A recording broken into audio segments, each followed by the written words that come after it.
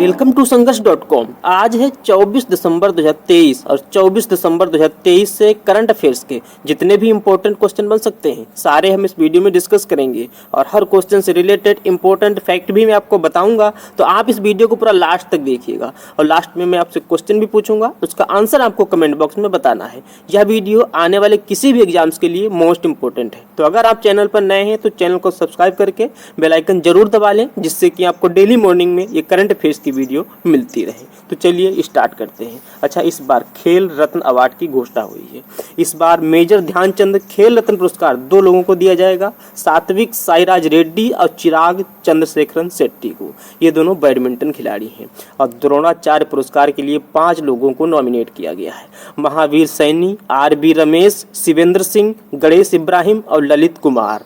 महावीर सैनी ये para athletics से related है, आर.बी. रमेश शतरंज से हैं, शिवेंद्र सिंह हॉकी से हैं, गणेश इब्राहिम मलखंभ से हैं और ललित कुमार कुश्ती से हैं। इस बार 5 लोगों को द्रोणाचार्य पुरस्कार प्रदान किए जाएंगे। और मेजर ध्यानचंद खेल रत्न पुरस्कार ये 2 लोगों को दिए जाएंगे, सात्विक साईराज रेड्डी और चिराग चंद्रशेखरन शेट्टी। ये दोनों बैडमिंटन खिलाड़ी हैं। तो आज का पहला क्वेश्चन है, हाल ही में राष्ट्रीय उपभोक्ता अधिकार दिवस कब मनाया गया है? तो राष्ट्रीय उपभोक्ता अधिकार दिवस मनाया गया है 24 दिसंबर को। इस क्वेश्चन का डी ऑप्शन सही है। ये दिन उपभोक्ताओं को उनके अधिकारों के प्रति जागरूक करने के लिए मनाया जाता है और ये 24 दिसंबर को मनाया गया है। अच्छा, राष्ट्रीय उपभोक्ता अधिकार दिवस मनाया गया है 24 दिसंबर को। विश्व उपभोक्ता अधिकार दिवस कब मनाया जाता है? तो विश्व उपभोक्ता अधिकार दिवस मनाया जाता है 15 मार्च को। अच्छा, अभी 1 दिसंबर को विश्व एड्स दिवस मनाया गया। और इस बार के विश्व एड्स दिवस की थीम क्या थी? तो इस बार के विश्व एड्स दिवस की थीम थी लेट कम्युनिटीज लीड। अच्छा, 1 दिसंबर को ही बीएसएफ का स्थापना दिवस मनाया गया। बीएसएफ का 59वां स्थापना दिवस मनाया गया है 1 दिसंबर को, क्योंकि बीएसएफ की स्थापना हुई थी 1 दिसंबर 1965 को।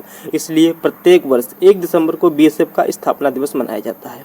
अच्छा, इस बार 59वां स्थापना दिवस मनाया गया है। कहाँ मनाया गया है? हजारीबाग में मनाया गया है। और वर्तमान में बीएसएफ के डायरेक्टर जनरल है नितिन अग्रवाल। और 1 दिसंबर को ही नागालैंड स्थापना दिवस मनाया गया, क्योंकि नागालैंड 1 दिसंबर 1963 को भारत का 16वां राज्य बना था। इसलिए प्रतिवर्ष 1 दिसंबर को नागालैंड स्थापना दिवस मनाया जाता है। तो इतने इंपॉर्टेंट डे 1 दिसंबर को मनाए गए। 2 दिसंबर को विश्व कंप्यूटर साक्षरता दिवस मनाया गया।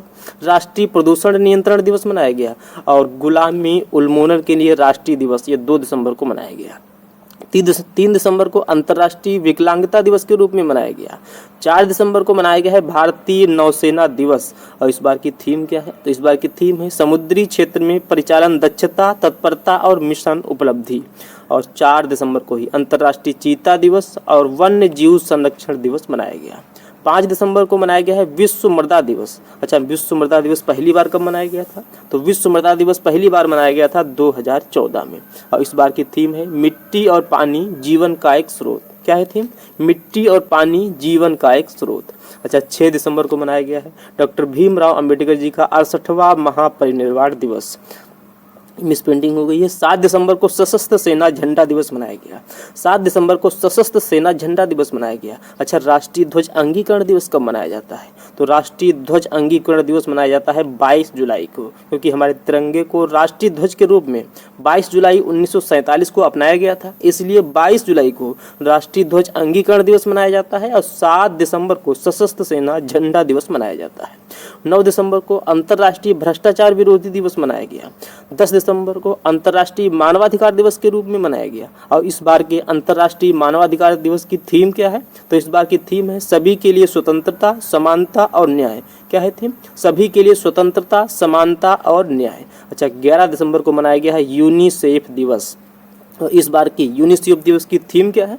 तो इस बार के यूनिसेफ दिवस की थीम है for every child every right. क्या है theme? For every child every right. और अंतर्राष्ट्रीय पर्वतीय दिवस ये भी 11 दिसंबर को ही मनाया गया है।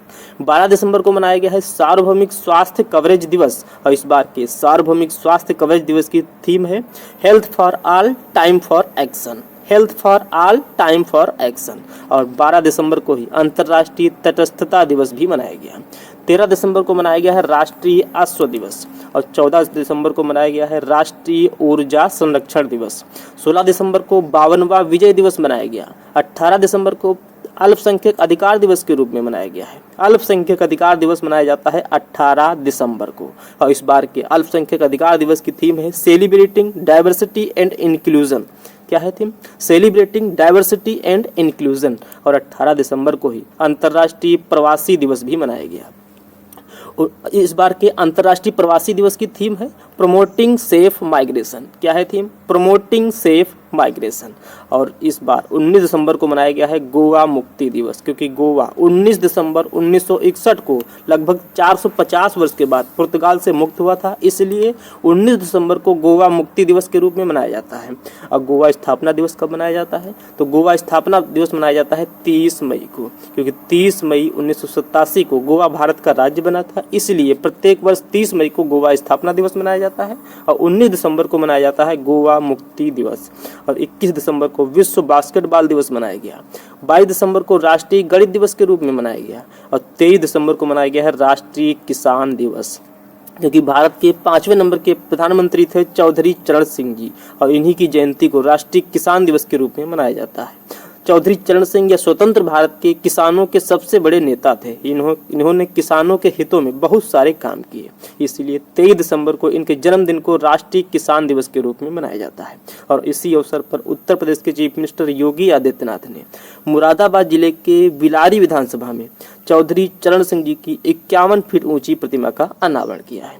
तो इतने इंपॉर्टेंट डे अभी दिसंबर भर में मनाए गए हैं, आप इन सभी को। नेक्स्ट क्वेश्चन है, हाल ही में किस स्पेस एजेंसी ने 2028 तक अपना पहला इंटरनेशनल स्पेस स्टेशन स्थापित करने का लक्ष्य निर्धारित किया है? तो अभी अपनी इसरो ने 2028 तक अपना पहला इंटरनेशनल स्पेस स्टेशन स्थापित करने का लक्ष्य निर्धारित किया है। तो इस क्वेश्चन का ए ऑप्शन सही है, इसरो। अब अपनी इसरो की बात है तो इसरो की आप फुल फॉर्म याद रखिएगा। इसरो की फुल फॉर्म है Indian space research organisation. ISRO की स्थापना हुई 1969 में और इसरो के चेयरमैन हैं एस सोमनाथ। अच्छा, अभी अपने भारत ने 2040 तक चंद्रमा पर अंतरिक्ष यात्री भेजने का लक्ष्य निर्धारित किया है। और अभी अपने भारत ने 2030 तक ऊर्जा मिश्रण में प्राकृतिक गैस की हिस्सेदारी को 3 गुना बढ़ाकर 15% करने का लक्ष्य रखा है। अब भारत सरकार ने परमाणु ऊर्जा क्षमता 7480 मेगावाट को बढ़ाकर 2032 तक 22,480 मेगावाट करेगी। नेक्स्ट क्वेश्चन है, हाल ही में केंद्रीय खेल मंत्रालय ने किसकी नवनिर्वाचित संस्था एवं नवनिर्वाचित अध्यक्ष को निलंबित कर दिया है? तो अभी केंद्रीय खेल मंत्रालय ने WFI यानी रेसलिंग फेडरेशन ऑफ इंडिया की नवनिर्वाचित संस्था एवं नवनिर्वाचित अध्यक्ष को निलंबित कर दिया। तो इस क्वेश्चन का ए ऑप्शन सही है, WFI। WFI के नवनिर्वाचित सदस्य कौन थे? तो ये थे संजय सिंह, और ये ब्रजभूषण सिंह के बहुत करीबी थे और इन्हें भी निलंबित कर दिया गया। तो इस क्वेश्चन का ए ऑप्शन सही है, WFI। अच्छा, अभी IPL इतिहास के दूसरे सबसे महंगे खिलाड़ी बने हैं पैट कमिंस। इनको लगभग 20 करोड़ रुपए में सनराइजर्स हैदराबाद ने खरीदा है। अच्छा, ये दूसरे सबसे महंगे खिलाड़ी हैं, तो सबसे महंगे खिलाड़ी कौन है? तो सबसे महंगे खिलाड़ी हैं मिचेल स्टॉक, और इनको लगभग 24.75 करोड़ रुपए में कोलकाता नाइट राइडर्स ने खरीदा था। अच्छा, IPL की बात है तो IPL 2023 में 16वां संस्करण आयोजित किया गया। इसके विजेता कौन था? तो इसका विजेता था CSK यानी चेन्नई सुपर किंग, और उपविजेता था गुजरात टाइटन। और सबसे ज़्यादा विकेट लेने के लिए IPL 2023 में सबसे ज़्यादा विकेट लेने के लिए पर्पल कैप किसे दिया गया? तो पर्पल कैप दिया गया है मोहम्मद शमी को, और मोहम्मद शमी इस बार अर्जुन अवार्ड पाने के लिए नॉमिनेट किए गए हैं। मोहम्मद शमी को इस बार अर्जुन अवार्ड दिया जाएगा। अच्छा, सबसे ज़्यादा रन बनाने के लिए ऑरेंज कैप किसे दिया गया है? तो सबसे ज़्यादा रन बनाने के लिए ऑरेंज कैप दिया गया है शुभमन गिल को, और IPL 2024 में 17वां संस्करण आयोजित किया जाएगा। अच्छा, अभी विश्व चैंपियन का खिताब जीता है नोवाक जोकोविच और आरेना सबालेंका ने। हाल ही में IPL टीम मुंबई इंडियंस ने अपना नया कप्तान नियुक्त किया है हार्दिक पांड्या को। और हाल ही में बांग्लादेश ने पहली बार अंडर-19 एशिया कप मेज़बान UAE को हराकर जीता है। बांग्लादेश ने अंडर-19 एशिया कप का आयोजन UAE में किया गया, और UAE में ही बांग्लादेश ने UAE को हराकर पहली बार अंडर-19 एशिया कप का खिताब जीता है। और हाल ही में विजय हजारे ट्रॉफी का खिताब जीता है हरियाणा ने राजस्थान को हराकर विजय हजारे ट्रॉफी जीती है, राजस्थान को हराकर, और इसका आयोजन किया गया था गुजरात में। और हाल ही में संपन्न प्रथम खेलो इंडिया पैरा गेम्स में हरियाणा टॉप पर रहा। हरियाणा फर्स्ट नंबर पर रहा था, उत्तर प्रदेश सेकंड नंबर पर रहा था, तमिलनाडु 3rd नंबर पर रहा था और इसका आयोजन किया गया था नई दिल्ली में। और इसका शुभंकर भी आप याद रखिएगा, इसका शुभंकर था उज्ज्वला। और हाल ही में नोवाक जोकोविच और आर्याना सबालेंका ने ITF विश्व चैंपियन पुरस्कार 2023 जीता है। नेक्स्ट क्वेश्चन है, हाल ही में किस राज्य ने राजीव गांधी स्वरोजगार योजना शुरू की है? तो राजीव गांधी स्वरोजगार योजना ये शुरू की है हिमाचल प्रदेश ने। इस क्वेश्चन का सी ऑप्शन सही है, हिमाचल प्रदेश। ये योजना युवाओं में स्वरोजगार को बढ़ावा देने के लिए, स्वरोजगार विकसित करने के लिए शुरू की गई है। हिमाचल प्रदेश की बात है तो हिमाचल प्रदेश की कैपिटल है शिमला। हिमाचल प्रदेश के चीफ मिनिस्टर हैं सुखविंदर सिंह सुक्खू और हिमाचल प्रदेश के गवर्नर हैं शिव प्रताप शुक्ल। अच्छा, हिमाचल प्रदेश में कोई पहली बार उप मुख्यमंत्री बना है, इनका नाम क्या है? तो इनका नाम है विकास अग्निहोत्री। क्या नाम है? विकास अग्निहोत्री। अच्छा, अभी हाल ही में change makers of the year 2023 की सूची में हिमाचल प्रदेश के चीफ मिनिस्टर सुखविंदर सिंह सुक्खू ने स्थान प्राप्त किया है। हिमाचल प्रदेश के मुख्यमंत्री ने शिमला में विद्या समीक्षा केंद्र का उद्घाटन किया है और अनाथ बच्चों के लिए योजना बनाने वाला पहला राज्य बना है हिमाचल प्रदेश। हिमाचल प्रदेश के मुख्यमंत्री ने दिव्यांग बच्चों को सशक्त बनाने के लिए सबल योजना लागू की है और मैपिंग तिब्बत प्रदर्शनी का आयोजन हिमाचल प्रदेश में किया गया है। नेक्स्ट क्वेश्चन है, हाल ही में खेलो इंडिया यूथ का आयोजन किस राज्य में किया जाएगा?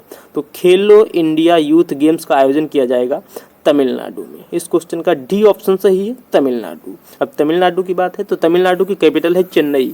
तमिलनाडु के चीफ मिनिस्टर हैं एम.के. स्टालिन और तमिलनाडु के गवर्नर हैं R.N. रवि। अच्छा, अभी हाल ही में तमिलनाडु सरकार ने प्रोजेक्ट डॉल्फिन को लागू करने का आदेश जारी किया है। तमिलनाडु राज्य का तट मंदिर भारत का पहला हरित ऊर्जा पुरातत्व स्थल बन गया है। और हाल ही में तमिलनाडु सरकार ने प्रोजेक्ट नीलगिरी तहर लॉन्च किया है। और हाल ही में गेको, ये एक प्रकार की छिपकली है और इसकी एक नई प्रजाति तमिलनाडु में खोजी गई है। अच्छा, तमिलनाडु राज्य का गठन हुआ था 1 नवंबर 1956 को। मद्रास नाम से तमिलनाडु का गठन हुआ।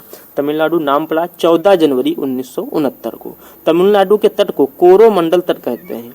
तमिलनाडु भारत का एकमात्र राज्य है जहां पश्चिमी घाट और पूर्वी घाट दोनों पर्वत श्रृंखलाएं हैं। ये दोनों पर्वत श्रृंखलाएं नीलगिरी पहाड़ियों पर मिलती हैं। तमिलनाडु में गिरी नेशनल पार्क है, मुकुर्ती नेशनल पार्क है, मन्नार मरीन नेशनल पार्क है, मथिकेट्टम सोला नेशनल पार्क है, अन्नामलाई टाइगर रिजर्व है, मधुमलाई टाइगर रिजर्व है, सत्यमंगलम बाघ अभ्यारण्य है तमिलनाडु में। और तमिलनाडु के सत्यमंगलम टाइगर रिजर्व को TX2 अवार्ड मिला है। अच्छा, कावेरी नदी, इसे दक्षिण भारत की गंगा कहते हैं। कावेरी नदी है तमिलनाडु में, इसे दक्षिण भारत की गंगा कहते हैं। अच्छा, दक्षिण की गंगा किसे कहते हैं? तो दक्षिण की गंगा कहते हैं गोदावरी को। तमिलनाडु में गन्ना प्रजनन संस्थान है, ये कोयम्बटूर में है। केंद्रीय चमड़ा अनुसंधान संस्थान है, ये चेन्नई में है। और राष्ट्रीय समुद्र प्रौद्योगिकी संस्थान है, ये भी चेन्नई में है। नेक्स्ट क्वेश्चन है, हाल ही में मिस कॉन्टिनेंटल इंटरनेशनल 2023 का ताज किसे मिला है? तो अभी मिस कॉन्टिनेंटल इंटरनेशनल 2023 का ताज मिला है आस्था रावल को। इस क्वेश्चन का डी ऑप्शन सही है, आस्था रावल। अच्छा, रिजुल मैनी, इनको मिस इंडिया USA 2023 का ताज पहनाया गया है।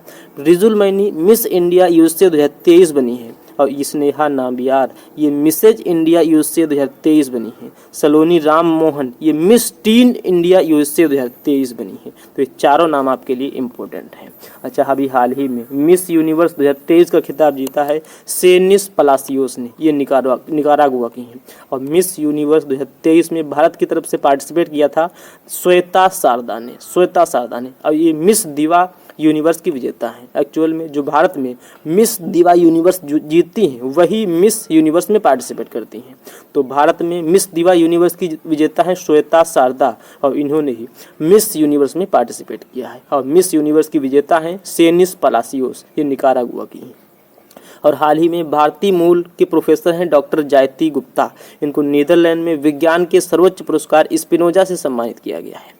CS लक्ष्मी उर्फ अंबाई को Tata literary life time achievement award से सम्मानित किया गया है। Sudha Murty global Indian award पाने वाली पहली महिला बनी है। अभिनेत्री वहीदा रहमान, इनको Dada Saheb Phalke life time achievement पुरस्कार से सम्मानित किया जाएगा। नेक्स्ट क्वेश्चन है, हाल ही में किस देश की संसद ने आप्रवासन कानून को सख्त कर दिया है? तो आप्रवासन कानून को सख्त कर दिया है फ्रांस ने। इस क्वेश्चन का बी ऑप्शन सही है, फ्रांस की संसद ने आप्रवासन कानून को सख्त कर दिया है। फ्रांस की बात है तो फ्रांस की कैपिटल है पेरिस, फ्रांस की करेंसी है यूरो और फ्रांस के प्रेसिडेंट हैं इमैनुअल मैक्रोन। अच्छा, इमैनुअल मैक्रोन अपने 75वें गणतंत्र दिवस 2024 में मुख्य अतिथि होंगे। फ्रांस के सेरेगी में तमिल कवि और दार्शनिक तिरुवल्लुवर की प्रतिमा का अनावरण किया गया है। और डिजिटल प्रौद्योगिकी के लिए भारत ने फ्रांस के साथ समझौता किया है। हाल ही में थियरी मायो ने भारत में फ्रांस के दूत के रूप में कार्यभार संभाला है। नेक्स्ट क्वेश्चन है, हाल ही में ITTF यानी international table tennis federation governing board सदस्य के रूप में शामिल होने वाली पहली भारतीय कौन बनी है? तो भी ITTF गवर्निंग बोर्ड सदस्य के रूप में शामिल होने वाली पहली भारतीय महिला बनी है वीटा दानी। इस क्वेश्चन का बी ऑप्शन सही है, वीटा दानी। अच्छा, ये जो ए नंबर पे नाम लिखा है उमा शेखर, ये UNIDROIT के लिए चुनी जाने वाली पहली भारतीय महिला अध्यक्ष बनी है। फातिमा वसीम, ये सियाचिन ग्लेशियर के ऑपरेशनल पोस्ट पर तैनात होने वाली पहली महिला मेडिकल ऑफिसर बनी है। और डॉक्टर अक्षता कृष्णमूर्ति, ये नासा के मार्स रोवर को ऑपरेट करने वाली प्रथम भारतीय बनी है। तो आप इन चारों नामों को याद रखिए। अच्छा, अभी हाल ही में काजीरंगा राष्ट्रीय उद्यान की प्रथम महिला क्षेत्र निदेशक के रूप में सोनाली घोष को नियुक्त किया गया है। पाकिस्तान में भारतीय मिशन की प्रमुख बनने वाली पहली महिला बनी है गीतिका श्रीवास्तव। और भारतीय सेना के पैरा स्पेशल फोर्सेस में शामिल होने वाली पहली महिला सर्जन बनी है पायल छाबड़ा। नेक्स्ट क्वेश्चन है, हाल ही में जारी इंडिया स्किल रिपोर्ट 2024 के अनुसार भारत में काम करने के लिए सबसे पसंदीदा राज्य कौन बना है? तो अभी इंडिया स्किल रिपोर्ट 2024 जारी की गई है और इसके अनुसार भारत में काम करने के लिए सबसे पसंदीदा राज्य बना है अपना केरल। इस क्वेश्चन का डी ऑप्शन सही है, केरल। और केरल में भी दो स्थान सबसे ज्यादा पसंदीदा बने हैं, एक तो केरल की कैपिटल तिरुवनंतपुरम और दूसरा कोच्चि। केरल की बात है तो केरल की कैपिटल है तिरुवनंतपुरम। केरल के चीफ मिनिस्टर हैं पिनरई विजयन और केरल के गवर्नर हैं आरिफ मोहम्मद खान। अच्छा, अभी हाल ही में आई रिपोर्ट के अनुसार 30% से अधिक बच्चों में डेंगू पाया गया है अपने केरल में। केरल राज्य के शेख हसन खान ने अंटार्कटिका की सबसे ऊंची चोटी माउंट विल्सन पर सफल चढ़ाई की है। और हाल ही में भारत की सबसे तेज सौर इलेक्ट्रिक नाव है बाराकोडा, इसको केरल से लॉन्च किया गया है। केरल राज्य के पर्यटन मिशन को united nation world trade organisation से वैश्विक मान्यता प्राप्त हुई है। और 2024 में भारत में घूमने के लिए सर्वोत्तम स्थान ये कोच्चि को घोषित किया गया है। केरल के कोच्चि को 2024 में भारत में घूमने के लिए सर्वोत्तम स्थान घोषित किया गया है।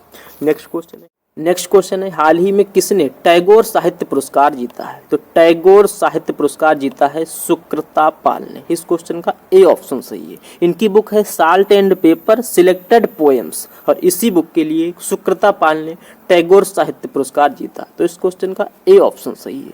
अच्छा, बेनॉय रॉय चौधरी दिवंगत वाइस एडमिरल बेनॉय रॉय चौधरी, इनको मरणोपरांत वीर चक्र से सम्मानित किया गया है। डॉक्टर नितिन मोहन, इनको प्रतिष्ठित अंतर्राष्ट्रीय डॉक्टरेट की मानद उपाधि प्राप्त हुई है। और श्रीनिवास नाइक, इनको G20 शिखर सम्मेलन में ग्लोबल आइकन अवार्ड प्राप्त हुआ है। और हाल ही में साहित्य अकादमी ने 2023 के लिए हिंदी उपन्यास के लिए साहित्य अकादमी पुरस्कार देने की घोषणा की है संजीव को। हिंदी के लिए साहित्य अकादमी पुरस्कार 2023 दिया जाएगा संजीव को। अंग्रेजी के लिए साहित्य अकादमी पुरस्कार 2023 नीलम शरण को दिया जाएगा। और सादिक नवाब, इनको उर्दू के लिए दिया जाएगा साहित्य अकादमी पुरस्कार। तो ये तीनों नाम आप याद रखिए। हिंदी के लिए संजीव को मिलेगा, इंग्लिश के लिए नीलम शरण को मिलेगा और उर्दू के लिए दिया जाएगा सादिक नवाब को। और हाल ही में मेजर ध्यानचंद खेल रत्न पुरस्कार से सम्मानित किया जाएगा सात्विक साईराज रेड्डी और चिराग चंद्रशेखरन को। ये दोनों बैडमिंटन खिलाड़ी हैं। और हाल ही में वर्ष 2023 के लिए इंदिरा गांधी शांति पुरस्कार जीता है अली अबू अब्बाद और डेनियल बोरेनबोइम ने। और यूनाइटेड नेशन संयुक्त राष्ट्र के पूर्व सेक्रेटरी जनरल हैं बान की मून और इनको संयुक्त राष्ट्र 2023 दिवाली पावर 1 पुरस्कार से सम्मानित किया गया है। और हाल ही में United wrestling rising star of the year चुना गया है अंतिम पंघाल को। और ब्रिटिश भारतीय संगीतकार हैं नितिन साहनी, इनको 2024 के बुकर पुरस्कार के निर्णायक पैनल में शामिल किया गया है। अजंता एलोरा फिल्म फेस्टिवल के दौरान पद्म पानी लाइफ टाइम अचीवमेंट अवार्ड से जावेद अख्तर को नामित किया गया है। नेक्स्ट क्वेश्चन है, हाल ही में जारी लीड्स रैंकिंग में कौन शीर्ष पर रहा है? तो भी लीड्स रैंकिंग जारी की गई है और इसमें तमिलनाडु शीर्ष पर रहा। इस क्वेश्चन का सी ऑप्शन सही है। बेहतर लॉजिस्टिक की व्यवस्था के लिए लीड्स रैंकिंग जारी की गई है, इसमें तमिलनाडु शीर्ष पर है। तमिलनाडु की बात है तो तमिलनाडु की कैपिटल है चेन्नई। तमिलनाडु के चीफ मिनिस्टर हैं एम.के. स्टालिन और तमिलनाडु के गवर्नर हैं आर.एन. रवि। अच्छा, अभी हाल ही में जारी मर्सर के 2023 गुणवत्तापूर्ण जीवन सूचकांक में हैदराबाद शीर्ष पर रहा है। हाल ही में आई एनसीबी की रिपोर्ट के अनुसार देश का सबसे सुरक्षित शहर बना है कोलकाता। हाल ही में आई एनसीआरबी की रिपोर्ट के अनुसार देश का सबसे सुरक्षित शहर कोलकाता बना है। और हाल ही में आई एनसीआरबी की रिपोर्ट के अनुसार भारत में खाद्य पदार्थों में मिलावट के मामले में हैदराबाद शीर्ष पर रहा है। एनसीआरबी की रिपोर्ट के अनुसार उत्तर प्रदेश में महिलाओं के खिलाफ अपराध राष्ट्रीय औसत से 180 गुना अधिक रहे हैं। और हाल ही में महिला नेतृत्व वाले स्टार्टअप में बेंगलुरु शीर्ष पर रहा है। नेक्स्ट क्वेश्चन है, हाल ही में कौन सी राज्य सरकार मिशन इन्वेस्टिगेशन @75 डे शुरू करेगी? तो अभी बिहार सरकार मिशन इन्वेस्टिगेशन @75 डे शुरू करेगी। इस क्वेश्चन का डी ऑप्शन सही है। इसमें क्या होगा, तो इसमें अगर कोई एफआईआर आती है, अगर कोई एफआईआर दर्ज होती है तो पुलिस को 75 दिन के अंदर अपनी रिपोर्ट सबमिट करेगी। ये है मिशन इन्वेस्टिगेशन @75 डे और इसे बिहार सरकार शुरू करेगी। बिहार की बात है तो बिहार की कैपिटल है पटना। बिहार के चीफ मिनिस्टर हैं नीतीश कुमार और बिहार के गवर्नर हैं राजेंद्र अर्लेकर। अच्छा, अभी हाल ही में बिहार की कैपिटल पटना में पूर्वी क्षेत्रीय परिषद की बैठक आयोजित हुई है। COP28 में बिहार के नवीनीकरण प्रयासों के लिए COP28 में बिहार के वनीकरण प्रयासों के लिए अंतर्राष्ट्रीय सम्मान मिला है। और हाल ही में बिहार सरकार ने कमजोर बच्चों के लिए मिशन दक्ष लॉन्च किया है। बिहार में शिक्षकों को टेस्ट के माध्यम से सरकारी कर्मचारी का दर्जा दिया जाएगा। और हाल ही में बिहार सरकार ने आरक्षण को 50% से बढ़ाकर 65% करने को मंजूरी दी है। तो ये था आज का हमारा करंट अफेयर्स का वीडियो। आपको ये वीडियो कैसा लगा प्लीज़ कमेंट बॉक्स में ज़रूर बताना। और अभी तक भी आपने हमारे इस चैनल को सब्सक्राइब नहीं किया है तो प्लीज़ आप इसे ज़रूर सब्सक्राइब कर लें। निश्चित ही आपको इस चैनल से काफ़ी हेल्प मिलेगी। तो चलिए मिलते हैं नेक्स्ट वीडियो में, तब तक के लिए जय हिंद जय भारत।